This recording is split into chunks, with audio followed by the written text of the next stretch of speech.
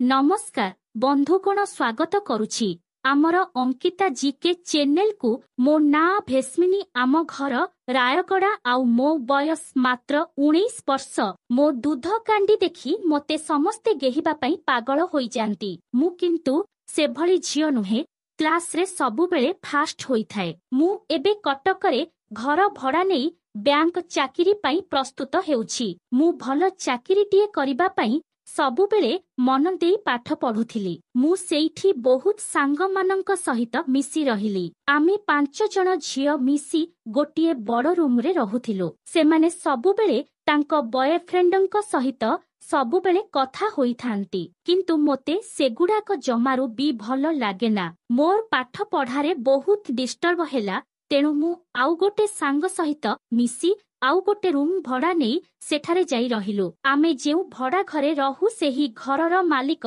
जणे बड़ business main तार बयस पाखापाखी 40 वर्ष हेब सेही भड़ा घर 2 महला कोठा विशिष्ट आमे ऊपर कोठारे रहु आउ से मालिकर परिवार तळ कोठारे रुहंती आमे प्रति मासर 1 रु 5 तारिख भितरे घर भड़ा देई थाउ तेणु मालिक आम उपरे भारी खुशी रे थाए गोटिए मास आम घरे पैसा अभावरु मोते पैसा पठेइले नाही आउ मो सांगर मैरेज हेबा पई से तांको घरकू पळेइला मु सेठारे एकुटिया रहिली एमिति आउ गोटे मास पळेइला मु मालिक को आर मासरे पैसा देबा पई कहिली मालिक मो कथा सुनी राजी होईगला पुणी आम घरु पैसा मोते पठेइले नाही मोर मन भारी दुखरे थिला आर मासरे मालिक को केमिति पैसा देबी बोली बहुत चेष्टा कली किंतु पैसार सुविधा हेला नाही तापरे घर मालिक आसी मते घर भड़ा मागिला मु ताकू किछि कहिली नाही तापरे से कहिला तमे जदी एही मासर भड़ा देबनी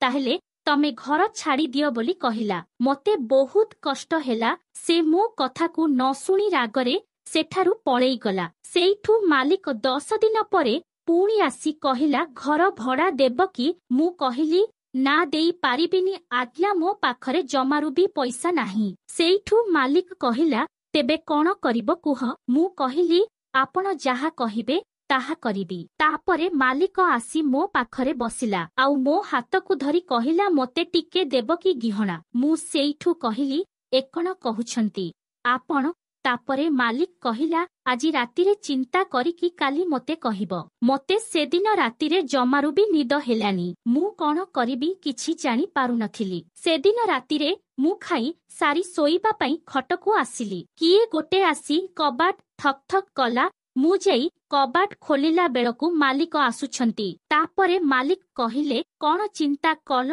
मु किछि कहिली नाही पुणी मालिक कहिला तमे जदी मते मझिरे मझिरे बिया दान करिवो ताहेले मु तमको आउ घर भड़ा मागिबी नाही बोली मालिक कहिला मु राजी होई गली आउ कहिली ठीक अछि तापरे मालिक मोते कुंढेई धरी चुमा देबाकू लागिला चुमा देई देई गोटिए हाथ को दूध ऊपरे रखी दूध को चिपी चलिला मो देह उत्तेजित हेबाकू लागिला आउ मो बिया गरम हेबाकू लागिला मो बियारू लाळ बाहारी चढ़ी पूरा ओदा होई गलाणी तापरे से मो 2 दूध को जोर जोर रे दली देउथाए आउ मु मध्य ताकू चुमा देउथाए मोते बहुत मजा लागुथाए तापरे से तार गोटिए हाथ को नहीं मो चढ़ी उपरु बिया को आउसिबाकू लागिला मु आहुरी अधिक उत्तेजित हेबाकू लागिली तापरे से हाथ को चढ़ी भितरे पुरेई बियारे आंगुठी पुरेई देला आउ धीरे धीरे बियारे पुरेई सलसल करिबाकू लागिला तापरे मु ताकू पूरा लंगला करिदेली ता बांड टिंगेई होई पूरा ठिया होई गला मु ता बांड को देखी पूरा डरी गली तापरे मु ता बांड को हलेई पाटिरे चुसीबाकू लागिली तापरे से मो दूध को चुमा देई चिपिबाकू लागिला सेइठु से मोते खटरे सोईबाकू कहिला मु खटरे सोई गली तापरे मालिक मो बिया को आउसिबाकू लागिला सेतेबळकू मो बिया पूरा लाळेई ओदा होई जाइथिला मो बिया को 2 आंगुठीरे मेला करी चाटिला मो सेंठीरे आंगुली पुरेई सलसल कला मते बहुत मजा लागुथिला बियारे आंगुठी जोर जोर रे भीतर बाहर करुथिला तापरे से जीभरे बिया को गेही चालिला एमिति किछि समय करिबा परे मो बियारू लाळ बाहारी पड़िला से लाळ को चाटी चाटी पूरा सफा करिदेला तापरे से मो बियारे ବାଣ୍ଡକୁ ଘଷି ଘଷି ମୋ ବିଆରେ ପୂରେଇ ଦେଲା ଆଉ ଭିତର ବାହାର କରି ମୋତେ ଗେହିବାକୁ ଲାଗିଲା। ମୋତେ ବହୁତ କାଟୁଥିଲା। ମୁଁ ଖାଲି ଚିଲେଇ ହୋଇ ଛାଡ଼ିଦିଅ ମାଲିକେ ବୋଲି କହୁଥିଲି। ସେଇଠୁ ସେ ମୋ ଦୁଧକୁ ଚିପି ଚିପି ମୋତେ ଧୀରେ ଧୀରେ ଗେହି ଚାଲିଲା। ମୋତେ ମଧ୍ୟ ବହୁତ ମଜା ଲାଗୁଥିଲା। ତାପରେ ସେ ଗାଣ୍ଡି ତଳେ ଗୋଟେ ତକିଆ ଦେଇ ଜୋର ଜୋରରେ ଗେହି ଚାଲିଲା। ମୋ ପିଆରୁ ଲାଳ ବାହାରି ଖାଲି କଚକଚ ଶବ୍ଦ ବାହାରୁଥିଲା। ତାପରେ ସେ ମୋତେ ନଇଁ ପଡ଼ ବୋଲି କହିଲା। ମୁଁ ନଇଁ ପଡ଼ିଲି।